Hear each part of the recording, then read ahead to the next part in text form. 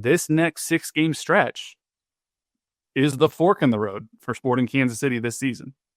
If you're above the playoff line after the Kansas City New York City game on July 19th, that's when this little homestand, 5-6 are at home. If you're above the playoff line at that point, you're sitting pretty.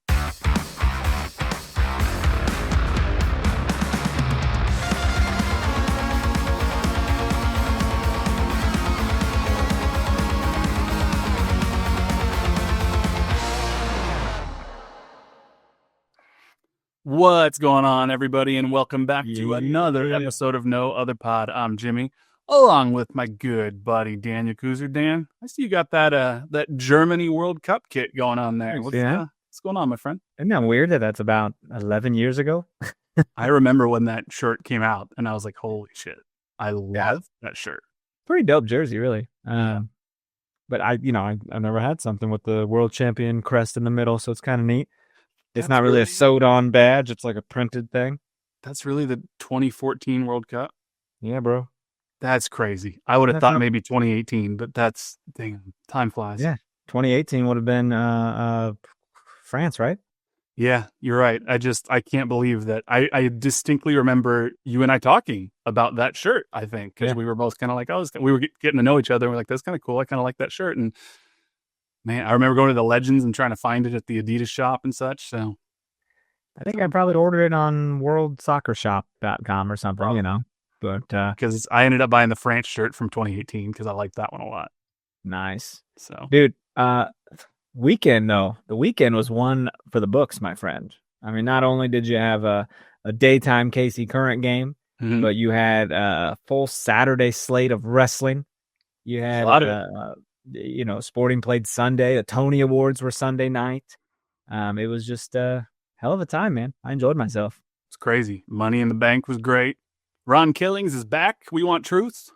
So, dude, that was if you ever think you don't have a voice, like you do, like get online. If enough people bitch about something, you can get things done. Not presidential stuff or like legal things, but like TV shows and stuff like that. Like, yeah, we can save stuff. Yeah, we can get our truth back. And he'll take down John Cena. So it was a fun. I haven't watched the Worlds Collide or anything yet. I need to go back and watch that. Although we were talking about this before we started recording.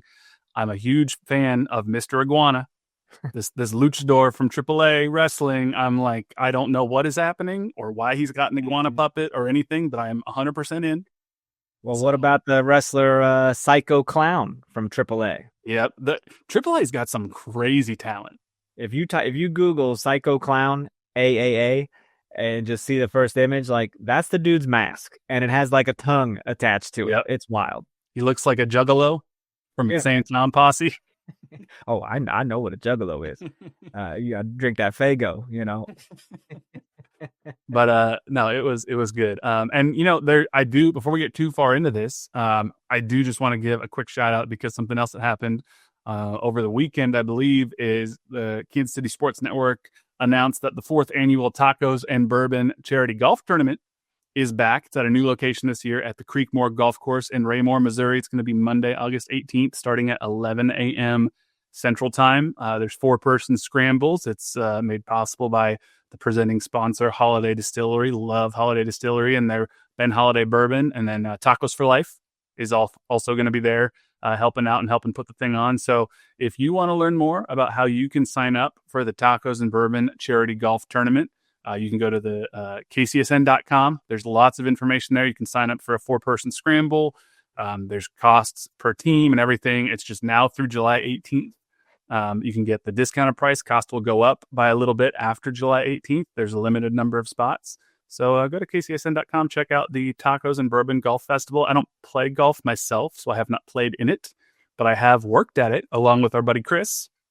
We sat there on a golf course and volunteered at it, and it's a good time. So go check it out. Should we play in it? I literally have never played actual golf. I played miniature golf, and I've done top golf.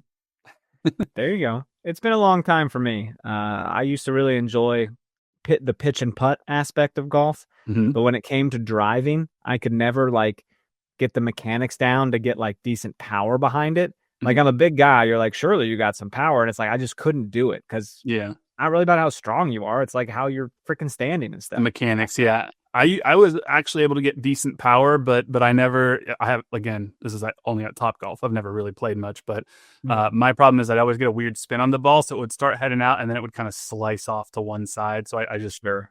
but nobody's ever taught me how to swing. I just literally went to Top Golf and was like, I'm just gonna start trying to hammer this ball to the back of the Top Golf driving range. Dude, there is oh my God, you might actually love this. There's a new show on Apple TV Plus about golf with Owen Wilson, and it's Okay. called Stick, and it is literally the Ted Lasso of golf. It Okay. is heartwarming, and Mark Maron is in it. It's very funny. I'd have to check that out. And I think it's going to do what Ted Lasso did for people and soccer. Like people watch Ted Lasso not knowing a damn thing about soccer Yeah. and became fans of soccer. I could see watching this and being like, okay, kind of a fan of golf. Maybe. The thing with I know golf him. that always gets me is like, and I know people who don't understand soccer are like, soccer's boring, it never happens. And I'm like, well, you don't watch the right games and you don't understand what's happening. For me, golf is boring. Like I'm sure people who love golf, like not playing golf, watching golf is boring. Unless it's like the Masters. I'll watch the Masters, especially the last day. But I just am sitting there and I'm like, I don't know, I can't get into it. But hey, maybe this show will change my mind. I know Drive to Survive got a lot of people into F1 and Ted Lasso got a lot of people into soccer. So maybe stick or do it for golf. Are you getting into F1? No, I can't. I haven't watched Drive to Survive because I cannot commit time to another thing. I don't have bad. It ain't that bad. You know what I mean? I watch qualifying and shut up, Nick. Shut up. What does he say? He just said F1 is stupid. This is the NASCAR guy who only likes cars going left. I get it. That's ridiculous. I'm not even going to talk about this bump and grind NASCAR fan over here. That's insane. All right, go out there and okay. I'm getting angry. I'm getting fired up. I'm going to calm down. I was already fired up coming on here, knowing that we lost over the weekend, and now Nick's got to poke the bear. I don't like that. Mm-hmm. Yeah, he knew what he was doing. There's cool. Enjoy your sprint series on Amazon Prime. Your NASCAR there. I did. I used to play a NASCAR video game that I was super into, but I also, it was fun. I enjoyed it. I know you don't have to know the tracks. You don't have to learn your corners, your braking. You just don't. You just go. It was a NASCAR game for Xbox. You build the team. You had to learn the bumping and drifting and such. But I will say, one of my favorite games for like the next gen Xbox series that came out, back when Xbox One came out and such, Forza Motorsport, an incredible game. Absolutely. Those are always fun. So and a lot of those have open road racing. You know what I mean? It's really fun. Yeah. I'm pretty sure like they even have tracks that like Formula One races in like Moscow and shit. Yeah. So it was pretty cool. You don't have to commit much time. I'm just saying. I watch qualifying and I watch the race, and really you just need to watch the last 5 laps. I know. And see Max Verstappen be a little bitch. You're already trying to get me to watch NXT, which is I'm already watching Raw and SmackDown every week. You never. So I just that's what I'm saying. I'm feel like I'm reaching my time capacity. So snooze. Listen to this. Snooze fest. A snooze fest. It is not a snooze fest, Nick. They go into the pits and they got to get the hell out of there way fast, and then you lose positioning and you gain it back late. Snooze fest. This guy. I like that. I like that you're having an argument with an inaudible producer just in our chat that our audience cannot hear. I'm so triggered right now. I'm so triggered. My heart's through the roof. Yeah, it's pretty funny. But I'm sure I would like F1. My brother Eddie, who he's super into F1. He watches it. Is he? So yeah. Who does he support? What team's he into? I don't remember, honestly. All right, he might be a Lewis Hamilton guy, but I don't know for sure. That's just Lewis Hamilton. I think he's a Lewis Hamilton guy, but I don't know. I don't think it's Max Verstappen. No. So Lando Norris, is that another one? Lando Norris, yeah, doing really well. So I don't know. See, I know some things. The McLarens, yeah, McLaren team's doing great. I don't know. I don't know which one he's. I'm pretty sure it's Lewis Hamilton. So we have been a wrestling spinoff where we can be a Formula One spinoff. I mean, if Sporting wants to lose games, we're going to talk about other shit. Lando Norris from Star Wars? This guy, young guy coming in the chat trying to talk Star Wars. Lando Norris, Lando Calrissian. Same difference. Don't even come at Jimmy with Star Wars shit. You're going to get owned. Star Wars, Lord of the Rings, Pokemon, whatever you want to come at me with. I got it. I got it on lockdown.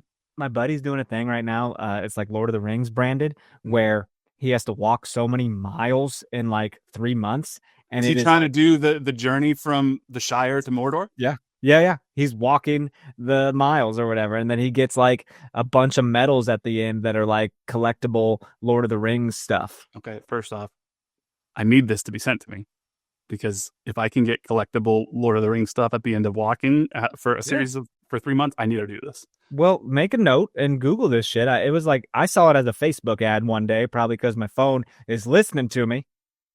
I But do get because Lord of the Rings is my all-time favorite movies, books, etc. oh yeah, So I've made note of it here. I do get a TikTok of two people in New Zealand that are literally hiking the distance from Hobbiton to Mordor, except they're doing it through New Zealand, through all of the filming locations, and they're wow. dressed like hobbits and everything. They must, And they're TikToking along the way. yeah. So That's and it pretty cool. looks so cool. It's like my dream. But Do you do TikToks? I do some Pokemon TikTok. Oh yeah, you're doing Pokemon stuff. But do you got like a following and stuff? I got it's growing. That's pretty cool. So I'm doing it mostly just for fun because I Yeah. got back into Pokemon cards like I was a kid. I was like, I'll just do some as a creative outlet, and I got a few hundred people that are following me right now. So It's a pretty neat little brand. yeah, I'm trying just for fun. So you Cool. can check me out on TikTok. But we're gonna have to take our break here in just a second, then we'll talk soccer. Before we take the break, I want to touch on something real quick, not to get too serious, but I figure the break we'll break it up. Since we are about to talk about the LAFC game, and I am from LA, I would be remiss. I'm not going to dwell on this, but I do just want to give thoughts and a shout out to the community of Los Angeles right now. There's a lot of shit happening in my hometown, and there are a lot of people. And shout out to the LAFC supporters groups because they were using their voice, and shout out to the camera operator at BMO Stadium because he was putting these signs on the screen in the stadium. But there's a lot of shit happening in LA, and there had been a lot of shit already from the fires and everything. It's already a hurting community. But shout out to everybody who is there and using their constitutional rights and their voice to stand up for human rights, for immigrants, for underserved, underprivileged communities who are vulnerable. And I'm not going to dwell on it. It just, it hurts my heart because I'm from Los Angeles and we just played LAFC, so it's top of mind. But it also makes me proud to be a native Angelino, seeing how the city can come together and try to stand up for what they believe in. So shout out to everybody in LA right now. Hope they will get through this. LA is resilient, and history will look back and we'll know what's up. But that's all I got to say about that. You can check me out on my socials, I'm sure, and you'll see more of what my thoughts are. But just wanted to get that in there and acknowledge it because we are about to talk about the LAFC game, and it was a talking point even on the broadcast for the game too, because it was part of what the 3258 were protesting. So that's about what I got to say. But let's take a quick break. We'll come back and we'll talk some soccer. We'll be right back. Looking for tickets for your next event? Tickets for Less is your #1 source. Save big on every purchase when you use promo code KCSN at ticketsforless.com. Success in real estate takes more than vision. It takes the right financial partner.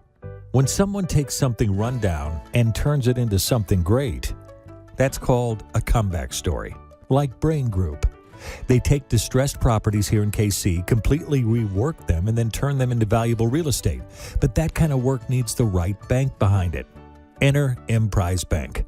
They're not about cookie-cutter loans. They saw Brain Group's vision, backed them, and now they're making big moves in Kansas City real estate. Talk about your partner in possible. Emprise doesn't do one-size-fits-all financing. They invest in potential and back growth. Visit emprisebank.com/KC to learn more. Emprise Bank, member FDIC, equal housing lender. Folks, it's playoff time, and if you're still just watching the games, then you're missing out. With Pick 6 from DraftKings, you can turn your hoops knowledge into real cash. Just make your picks, track your score, and if you hit all 6, you're looking at bigger payouts than Prize Picks flex plays. Nobody's dropping better payouts than Pick 6. Hit 6 picks, and that's 25 times your cash. And if you beat your competition, you could be looking at a 500 times bag in your pocket. And right now, new customers can get $50 in bonus picks with just a $5 entry. Here's what you got to do. The playoffs are on, so why not take a shot at making a little money while you're watching? Download the DraftKings Pick 6 app right now and use code KCSN. That's code KCSN to play $5 and get $50 in bonus picks. Better payouts, bigger wins, only on Pick 6 from DraftKings. The crown is yours. Gambling problem? Call 1-800-GAMBLER.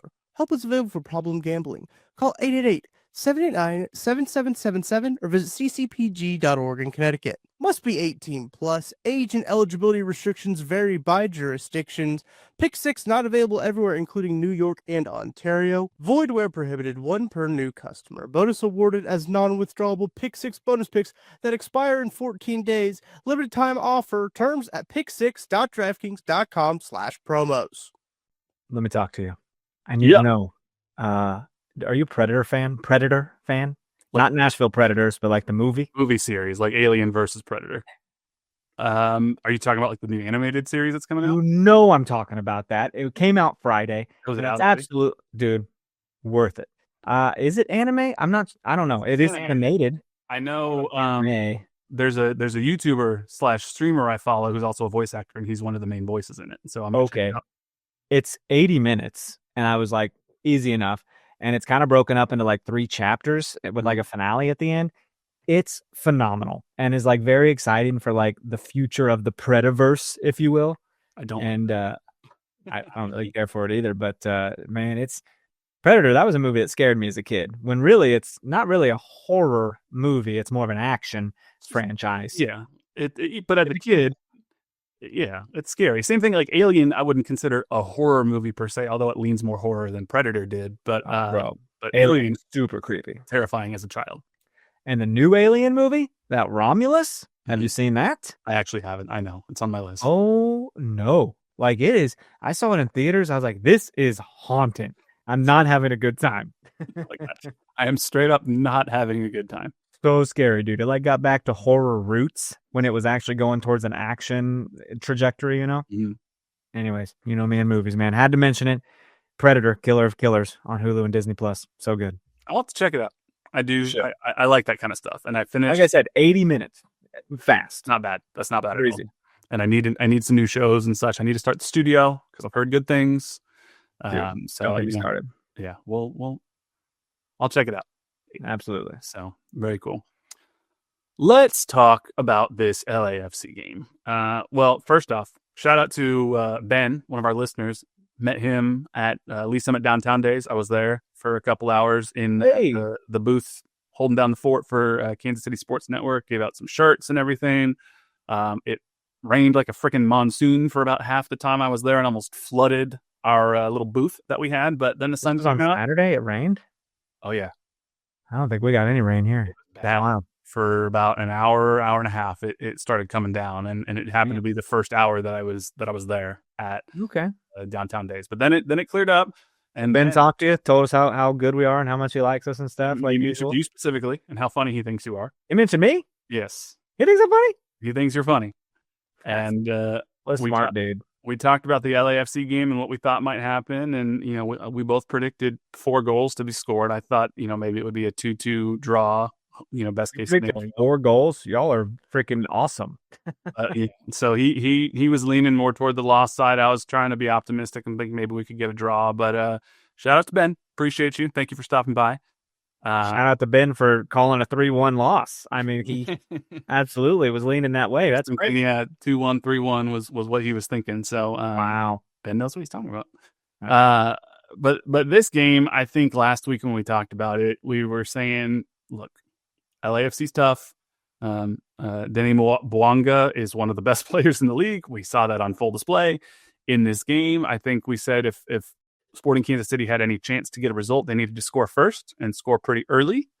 And, you know, this LAFC team just was coming off a big emotional victory over Club America from Liga MX to get a spot in the FIFA Club World Cup. So if there was an opportunity for Sporting Kansas City to get a result, that was going to be it. Not to mention, like we talked about, because of the protesting that the LAFC supporters group was doing, 3258, they were silent for a lot of the game in protest of what was happening in LA. So if you want to look at it from a purely soccer perspective, in that case, having a supporters group that's silent could play into the hands of Sporting Kansas City. But ultimately, Sporting, the lineup is a little makeshift because there's some injuries in the midfield. There's some international absences with Zoran Basong gone. So I don't know what this lineup, Kyrie Shelton, Joaquin Fernandez, Manuel Rodriguez. Were you feeling confident? Jacob Bartlett starting in the midfield, just a makeshift lineup against, one of the best teams in the league, honestly. Not confident because it's one of the best teams in the league, and we're on the road again, and it just felt like, okay, we don't have a prayer in this match is what I was thinking coming in. But it's soccer, and I was excited to watch regardless. You mentioned Boyanga, dude. Like, this guy scored 20 goals the last 2 seasons, by the way. 20 goals, and he's on pace to almost do it again. And it's like, wow, wouldn't you love someone like that on your team? Just getting 20 goals consistently for the club. That's a good way to keep your job. It is. I mean, he joined LAFC in 2022 at the end of the year, only made 6 appearances. And then, each of the last 2 seasons, 20 goals. He's got 8 goals through 15 games, 14 started so far this year. He's probably going to hit 20. I mean, you saw Boanga feasting on Sporting Kansas City all night. LAFC could have scored another 2 or 3 goals, and almost every single time, Denny Boanga was right there in the middle of it. He's splitting defenders. He's taking Kyrie to school, stealing his lunch money. I mean, they were making Pulse Camp dive and stand on his head. It was getting wild. It just, but what was so interesting is because if you look at the stats, LAFC way outshot Sporting Kansas City, 21-5, 8 on goal to 2. If you, and the expected goals, I haven't pulled up FOTMob. Normally I do, but MLS expected goals, which is usually a little off, but they have it as 3.8 for LAFC to 0.5 for Sporting Kansas City. There were chances for LAFC early on, and Sporting KC was parrying them away, and Jansen Miller's clearing balls off the line in the first half, and it's just, you're like, okay, somehow Sporting are holding them off, and then in the 39th minute, just a wonderful little combination play that stems from a ball in the midfield where Manu, Shapi, Jovic, back to Manu, and back to Jovic. They just have this nice little passing sequence. And again, Dejan Jovic showing the quality that he has at striker, got a little speed, outran some of the defenders, and nicely slots the ball away home. Sporting went up 1-0. They had an opportunity. Which is cool, bro. 40th minute. I mean, it's like, hey, halftime's coming. We're gonna get a lead at the halftime. That's crazy. Surely we're not gonna get a lead at the halftime, right? What could go wrong? You just hold on to a 1-0 lead at the half, regroup, and I mean, I'm watching the replay again right now. Just it's pretty dope. The vision from Manu, the perfectly weighted pass, the perfect touch from Jovic to touch it around the defender, and you see him hit the accelerator, and he outruns everybody and is able to just finish it. He's a class striker. He hits him in stride. I mean, it's like Mahomes hitting a receiver on the run, you know what I mean? And not having to come back and get it. It's just, it hits him and he just goes. Yep. One tap and then in, and defender was about to take him out. Like, it was insane, man. And boom, one finger gun later, 1-0. Love the finger guns. What I love about Decky is that how many strikers, especially that we've had in the past, be it Tom Dwyer or Christian Namath or whoever, would feel that him just now? Decky, that's his nickname. Is that right? Yeah. Oh my gosh, I didn't know that. That's adorable. Yeah, that's cool. what everybody in the locker room, and that's sort of his nickname. I don't know where it originates from, but why are you so cool that you get to say it? Like, why does that happen? I mean, that's what everybody calls him. So nobody calls him Dejan; they all call him Decky. So sounds like you've got some coolness to you now, and I guess so. That's one thing that people have always described me as is cool. Especially in high school. Always been cool. But how many strikers have we had that Diego Rubio, that if they feel that pressure from behind them, they'd go down and try to draw a penalty and many times not get a penalty because they go down too easily. And he doesn't do that. He knows I'm a quality striker. I have the ability. I'm going to stay strong, stay up, and just score a damn goal. And so I appreciate that. No, it was cool. Very cool, man. And even though we lost the game, our striker still scored. And that's what he's paid to do. And I'm happy with it. This wasn't a total like write-off. There's nothing good from this game. I mean, we know what this team is at this point. Yeah. I know LAFC is a little better. Right. And I'm not saying it's impossible that this team won't sneak into the ninth spot in the playoffs. It is possible. Sure. But we know this team is flawed defensively. We know there's some potential in the midfield and backline with some of the young players, but we know that the midfield as a whole and the backline as a whole that we have right now aren't up to snuff. We need more depth. What I can say confidently is that it is plays like this where you see why Manu Garcia and Dejan Jovic are designated players. They are very talented and have the ability to make plays like that happen. If they get more support around them, it can be a very dangerous combination. I do want to say first half was arguably boring until like the 40th minute. Right. And then it kind of got nuts. And by nuts, I mean, they took a big old shot from distance one time. Jansen Miller had to make a goal line clearance and then fist pumps his way out of there. All the emotion. I'm starting to love this, man. I'm starting to be a Jansen Miller guy, man, if I wasn't already. You know what I mean? Did you see the quote from, did he say it himself after the game? I think when he was like, yeah, Denis Bouanga was yelling at me, but it was all in French. I had no idea what he was saying because I don't speak French. Well, Chad, our buddy Chad tried to get the scoop and was like, I saw Denis Bouanga talking to you. What was he saying? He's just like, I don't speak French. Croissant? Baguette, something. I don't know. That'd have been insensitive as fuck, wouldn't it? Jansen starts just going, back to him. That's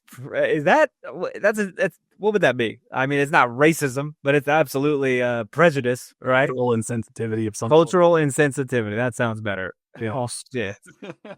But it, I don't know. I just think Jansen cracks me up just because he's got that fire inside of him.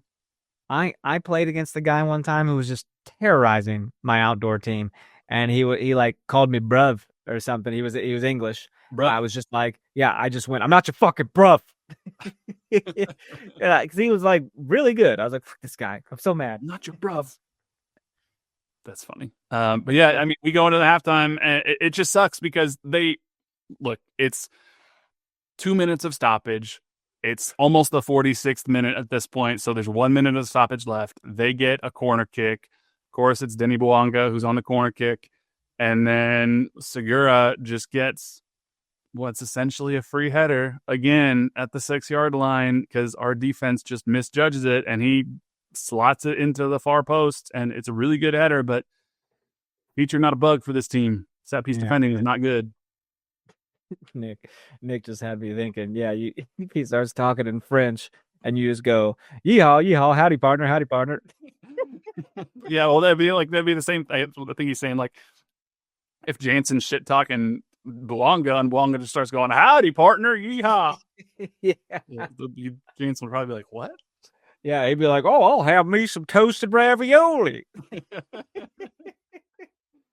But I don't know. It's 1-1 at the half. It was the headers are a problem.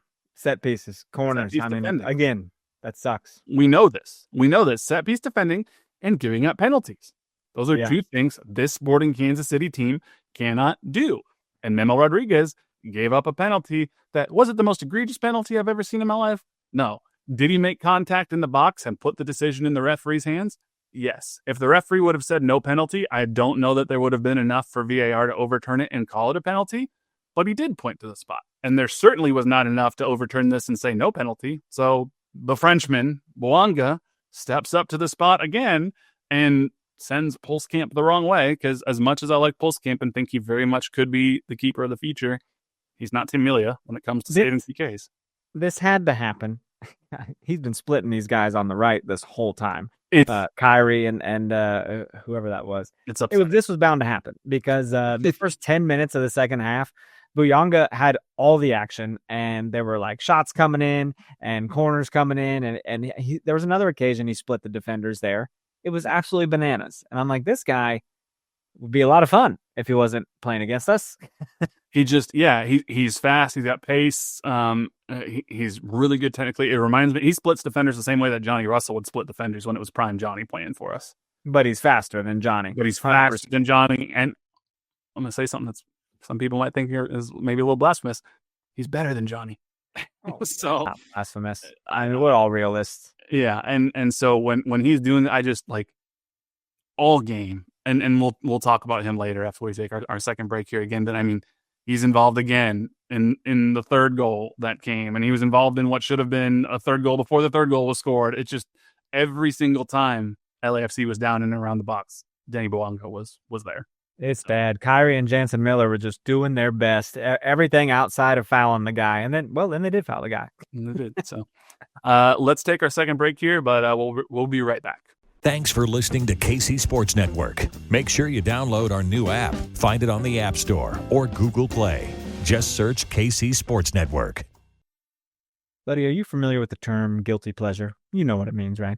This is my guilty pleasure. It means like you wouldn't tell someone that, right? Like you're embarrassed to kind of say it. Would you say wrestling's kind of your guilty pleasure? I mean, I guess wrestling or maybe collecting Pokemon cards are like the two closest things I have to like a guilty pleasure. But I don't think I'm like that embarrassed. Ariana Grande, that's my guilty pleasure. Thank you, Nick. I don't know that like I'm embarrassed per se to say I watch wrestling or collect Pokemon cards because at this point in my life, I'm too old to care what other people think. If you think it's lame, whatever. I'm having a good time. Are you ready for this? What's your guilty? Summertime. Summer's on the. This is hot take, guys. Love Island USA on Peacock. That's a guilty pleasure, bro. It is like just trashy TV. You just throw on. You don't even have to really pay attention. No. But it's always a good time. Everyone's fucking beautiful. The men, the women, everyone's just handsome. They know what they're doing on that show. It's a great time. It's insane. It's the same thing like Bachelor in Paradise. They know they put a bunch of hot people on an island in a tropical setting together and things are going to happen. And they're looking for love and the music's great. They have popular music. They are looking for love. They're looking for something. They are not looking for sex. They are absolutely there to make connections. Most people are. I'll be honest. Some people are like, I really felt an electric conversation. I'm like, look at this guy falling in love. They didn't. It's all. Yes, they did. Do you want me to burst your bubble about this? You don't even watch. You will not burst my bubbles. I might have to look. When I was in college, I did an internship at BBC's production company, and they didn't have scripted and unscripted television. They didn't have scripted and reality television. You know what they called it? They called it scripted and soft scripted, because even the reality television, it's got scripts to it. And they tell people what they want them to do. And the producers are there being like, hey, it would be great if you fell in love with this person. Wouldn't that be really good? And they're like, oh, yeah, well, it'd be really good if you said I'm hearing different reasons. I watch Big Brother. I get it. I know. Anyways, it's the reality TV summer. And that's my new thing. And it's a very colorful show. And it really takes an ADHD person like me and entertains me. I get it. I had years where I watched The Bachelor. I had years where I watched a little bit of Love is Blind. You know, I did watch Love is Blind. That's gotten bad. I haven't watched it since season 1. I watched it during the pandemic, and then I was like, yeah, I think I got the idea. And then I think it's just kind of the same thing every season. But I get it. There's guilty pleasures out there. That's fine. More power. It's every day. Did you know it's on every night? That's crazy. It's a little crazy. Hold on. How did they film that much content? No, bro, it's currently happening. Like they film it and then they make a show like overnight. It's real time. Bro, it's pretty real time, yeah. Because at the end of the week, they have like an interview. I'm pretty sure. If I'm making it up, I'm sorry, but I'm pretty sure. I assumed it was like Bachelor. Oh, no, it is. It's like one episode a week. Because we get to vote. We'll get to like vote people off and shit. This is crazy. It's a little crazy. That's wild. That's so much. I will say the logistics of making a show that way is insane. It totally is. But it interests me. And it's sometimes they have to do competitions where they get wet, Jimmy. They get wet and it's like, oh boy. Because they're there for the right reasons. They're there for the right reasons, getting wet. Oh my God. I just want to throw out there though, Nick, our producer Nick, his guilty pleasure is Ariana Grande. So hey, take that for what she's a great music or the person. Hey, Wicked. There you go. Apparently, there's another one coming out. Who knew? I'm very excited for the second part of Wicked. It looks Are great. you? Watch the trailer? Yeah, I mean, I saw it during the Tonys. Yeah. You saw the first movie, right? Yeah, but I was on drugs from recovery for surgery. You need to rewatch Wicked then. I probably should because I was like annoyed. I was like, I don't know, I'm too much shit. Had you not heard like the soundtrack or anything? But I'm in musical theater. Like I know the music. What are you doing? I love Wicked. Huh? Wicked was great. It's fine. I saw it in Chicago and I was like, I don't even remember it. I saw it in LA when it came to the Pantages, and I was like, oh, that's pretty cool. See, but it's a fine show, but I don't get a theater erection like most people do. Like people get so boned up for this show, and that's not me. A feet erection? A theater erection. It's a fine show, but it's not like, I gotta see this show. You know what I mean? Yeah. Do you have a favorite? What's a favorite musical? I mean, that's a hard question. I know it's like asking. Boy. We'll talk about it later. I'm not really sure I could do it on the spot. I have to think about it. It's whatever you're starring in at that moment. It's totally true. Let's finish out this game here. I will tell you, I did not get a theater erection from watching the rest of this game. No. This game made me so limp. In the 80th minute, LAFC almost scored. It was again off of a corner kick. The ball's bouncing around like crazy. I honestly do not know how they did not score. Sporting Kansas City could not clear this ball to save their life. Pulskamp is diving backwards toward the goal, desperately just trying to hit the ball out of the net. I mean, this little sequence felt like a microcosm of Sporting Kansas City's year defending. Yeah. And they somehow LAFC didn't score there. They continued to have chance after chance after chance. And then finally in stoppage time, there were 5 minutes of stoppage time. And Sporting are trying to steal a result. And then LAFC comes back. And again, it's just freaking Denny Bouanga. He's sprinting down the field and he gets the ball back to him and he draws damn near 3 Sporting Kansas City defenders around him. And he just stops on a dime and sends this nice little pass to Olivier Giroud, who's slow as hell because he's 84 years old at this point, but he still can score. And this man puts it 3-1 for LAFC. That's the ball game. LAFC wins. Sporting Kansas City falls on the road, and the rest is history. Yeah. It's crazy. It's a bummer. Kerry, I mean, he asked about after the game. He's like, hey, look, very good team. They were confident after a big win. We had a difficult time stringing passes together. We score a goal against a run of play that was opportunistic. But he talks about the corner kick and going backwards and all that stuff. You know, this is my favorite quote. He was asked about what the team needs to do to create more chances, and he goes, quote, well, I don't even think we got close to the goal, to be honest with you. We were trying to connect passes. Probably the most organized team we've played. They put a lot of pressure on us in our ball movement. We talked about being more purposeful with the ball, and I think we just couldn't get ourselves going or creating good chances, and for that to matter, really getting into the final third in dangerous situations. So, yeah, I don't even think we got close to the goal. Not a great quote for your coach to be saying after the game, but at least he's honest. You know, I pick up on trends a lot. It's just kind of the way I am. I kind of analyze things, and I'm really getting tired of the trend of hearing every single reporter apologize to the coach or the player about the result.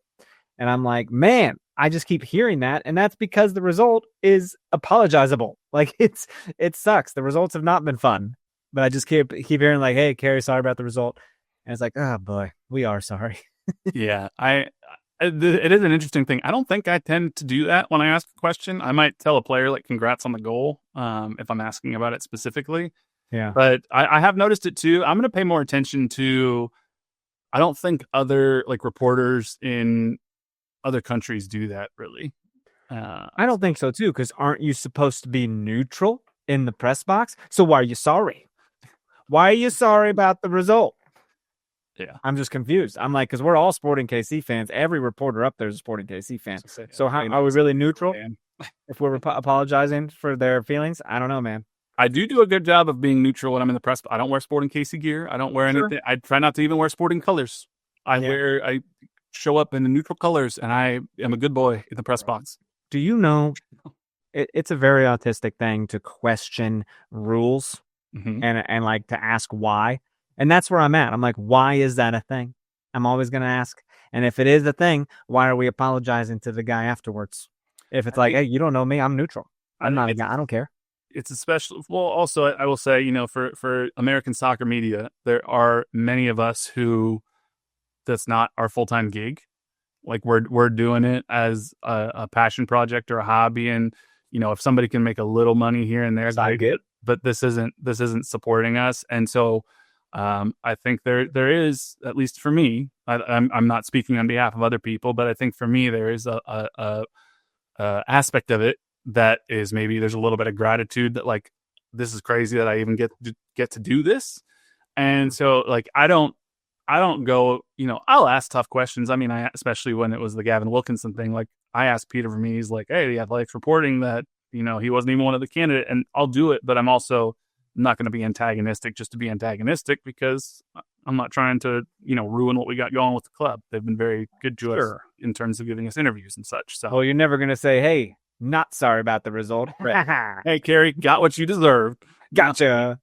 So I don't know, but I'll pay more attention to it going forward. And that is interesting. Do we have I should have asked you about this beforehand, but did our buddy Chip send us a chip shot? No chip shot. Didn't get one. I think, even a Thursday night game. And I think he was actually out of town at a conference. So no, I did not get any. Wow. The one time you ask me, I know he doesn't have it. And I've forgotten before and no one ever asks me. I ask you now, and now I looked back. It's not like he's busy planning a wedding or anything. So that is hilarious. Sure. Yeah. I'm his life. I'm officiating that wedding. Are you really? Pastor Dan? Yeah. That's awesome. It's Father Dan. If you could call me Daddy Dan, that's fine. Papa Dan. Daddy Coos. Daddy Coos. Very nervous about it. I'm sure they're gonna call you Daddy Coos when you are officiating the wedding. Whatever works. That's funny. Just don't call me late when that buffet table opens up. Have you ever officiated a wedding before? I did. I did my brother's a while back, and that didn't last. So guess I blew it. Well, better luck to Chip and his future boy. Yeah, well, I hope that would last. How about that? Dude, are you? How do you know about it? Are you invited to the wedding? No, I saw on his Instagram story. Oh, okay. Oh, he's gonna hear this now and be like, "Ah, shit, I got to invite Jimmy." No, he doesn't have to do that at all. That is not even. We know of each other. We've met, but we're not at that level. So that's not. I understand. But hey, mazel tov to the happy couple. Sporting's coming home now, man. It's about time. Sporting's coming back. They played like 7 of the last 9 games on the road, and so now they're coming back on Saturday night. FC Dallas. They're coming to town, and should they be able to beat FC Dallas?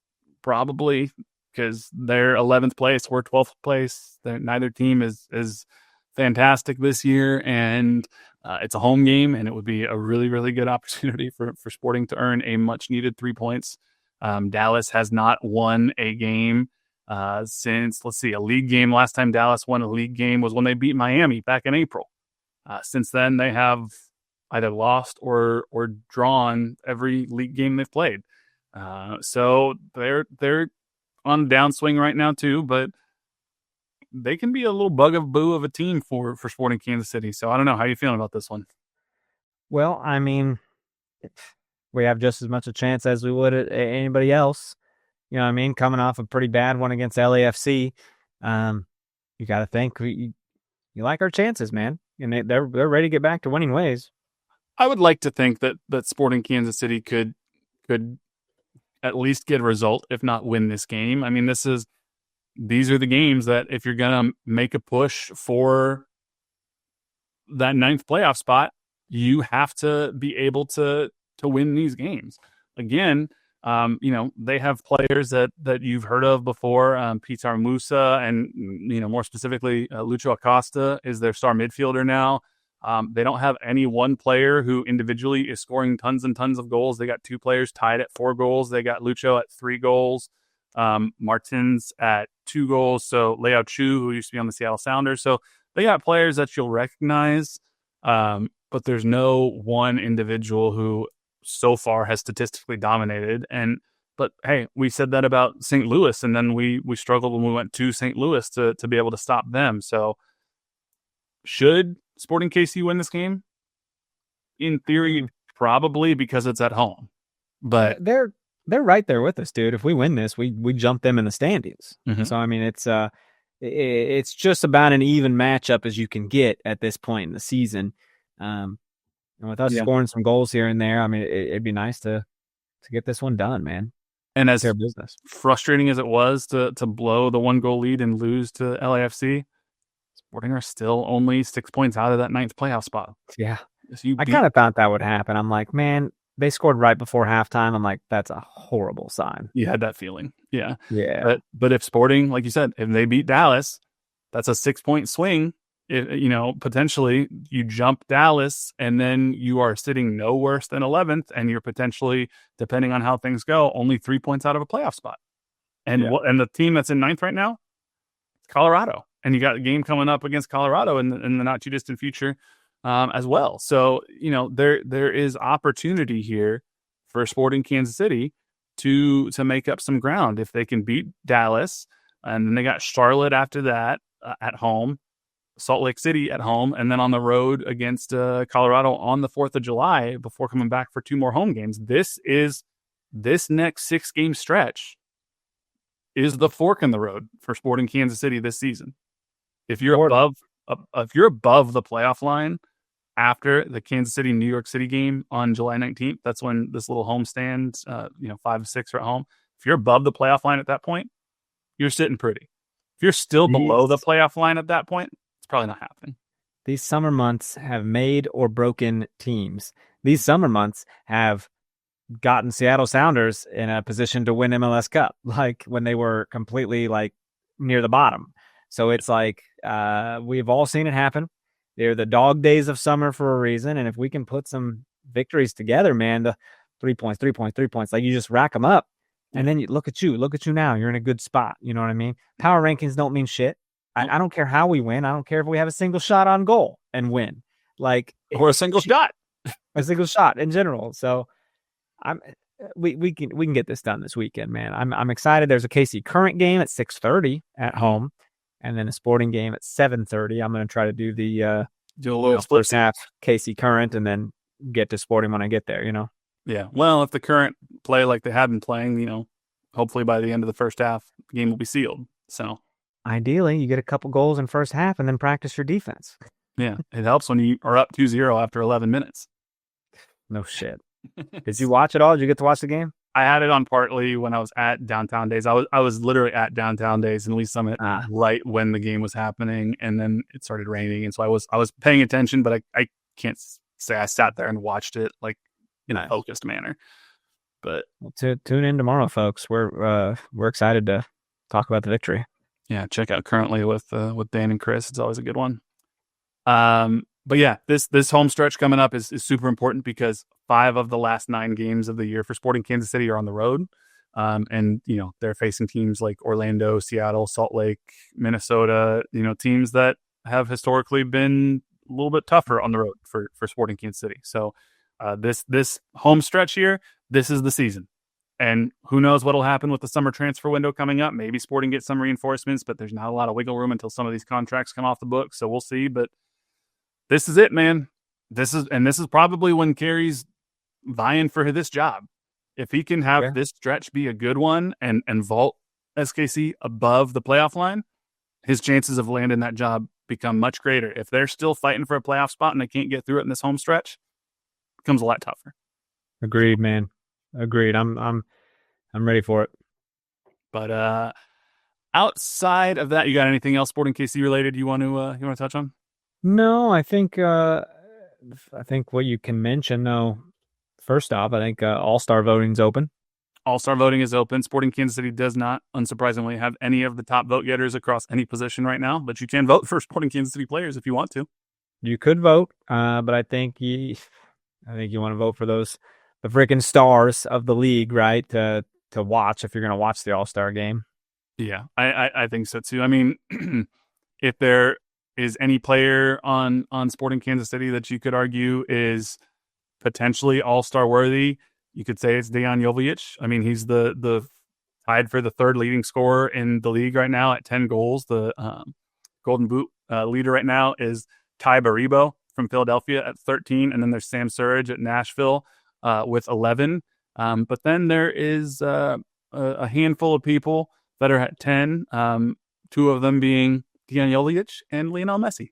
So our striker has as many goals as Lionel Messi does right now, which is kind of cool. So Jovic would be my pick, but let's be honest, he's probably not going to end up making it unless Sporting KC fans show out. So Probably not. We'll see.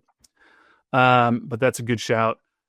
The other most interesting thing that I have seen in MLS news around the league this week, it was actually about a week ago at this point when this broke, but we didn't get a chance. We haven't talked about it yet on the pod, is the Chicago Fire, the team where you once lived, have announced plans to build a brand new soccer-specific stadium in Chicago. There's a vacant plot of land in the South Loop, and they are planning to build a natural grass soccer-specific stadium that can hold up to 22,000 fans for $650 million that owner Joe Mansueto says will be entirely privately funded.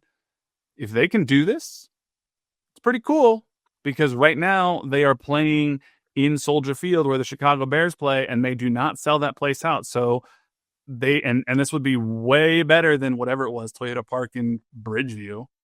100%. Which is where the Chicago Stars play now. Red Stars, yeah. Nope, just Stars. Are they the Stars, really? I still call them red. Wow. Yeah. Don't know why. The red stars are on their flag. It made sense, but they dropped the red for some reason. Interesting. Wow. Quite. But this is dope, dude. I mean, this is a somewhat downtown stadium. I mean, South Loop, it is what it is. I would have been all over that had I lived there. I'd definitely get down to some games. It's not even a rendering. It's a drawing, an illustration of the plans. Looks really cool. And if they can make this happen, and hey, shout out to Mansueto for saying this is a privately funded $650 million stadium. And in his statement, I respected it, because he was like, Chicago has enough other things that they're trying to pay for with teachers and infrastructure and everything. He's like, we can pay for this, which shout out to him. Hey, Clark Hunt, maybe take a page out of this book, because if you want a new stadium, there are ways to do it. So, but this is pretty cool. Chiefs and Royals thing going on, huh? Yeah, but hey, I'm not going to sit here and say I'm a Chicago Fire fan, but I think every team that can get a nice soccer-specific stadium in the league, it's better for the league as a whole. So I'm rooting for this to happen for sure. Sure. And I will say, when I lived there for 2 years, I mean, I absolutely paid attention to them, because I ran in that soccer community a little bit, and people were Fire fans. And so I made sure to keep up to date on stuff, I was going to try to volunteer with them and stuff till I found out they played so far away from my apartment. I was like, oh, I'm not going. So freaking far. Yeah. In the middle of nowhere. 100%. But I was going to sell raffle tickets for them and shit. And I was like, oh, I'm not going. Never mind. That's what I used to do back in the day for Sporting. I remember. Yeah. I was always the top raffle seller. I did good. Wow. Did you get anything for that? I don't think so. No. Okay. They paid me a small amount, minimum wage to do it. It was my way of getting into the games for free at that time. You'd sell raffle tickets for the first 70 minutes, and then you could have watched the last 20. So, but it was me and a bunch of high schoolers who were too scared to talk to people. And so that's why I was always the one selling the most tickets, because I was like, hey, you want to buy a ticket? They're like, sure. Nice. But yeah, shout out to the Chicago Fire. That's pretty cool. And then really the only other thing going on this week is there's a couple U.S. men's national team games. They're friendlies. One is tonight, Tuesday, June 10th, at Geodis Park in Nashville. The U.S. men's national team is hosting Switzerland, trying to get back on track ahead of the Gold Cup on June 15th. And then the Gold Cup starts. Group play against the Gold Cup Sunday, June 15th, 5 p.m. against Trinidad and Tobago. So that's right. This is the last major tournament before the World Cup comes next year for the U.S. men's national team. So this is the tune-up. This is it. And USMNT plays Sunday. There's Formula One race on Sunday. If you want to. When's the NASCAR race? I don't care. No, I'm not getting into it. Don't. Nick's type this up. Look, he's already typing. I already told you. Sunday afternoon. It's a whole day. You can have soccer and Formula One and NASCAR. Well, these Formula One's at a favorable time since they're in Canada and not in Beirut or something. I don't know. Early. I don't think I could name a NASCAR driver to save my life. I mean, I couldn't name a current one. I mean, that's what I mean. I know Jeff Gordon, Tony Stewart, and Dale Earnhardt. That was my guy. Jeff Gordon was my guy. The 24 car. Yeah. Oh, yeah. That's about all I know. And Tony Stewart might have killed somebody by running them over. Not on purpose, I don't think, but the NASCAR drivers, they're dangerous. Why would you watch them? They're thugs. Isn't there a Kyle somebody who also does IndyCar racing? Maybe, I don't know. This is my lack of Kyle Larson. There you go. Now you got Nick in. Look at him. He's all sorts of Freddie Fast Fingers over there, isn't he? Yeah. So we got our he wrecked in the Indy 500. So there we go. Indy 500 is the one where they drink milk when they win, I think. What is that about? Why do they do that?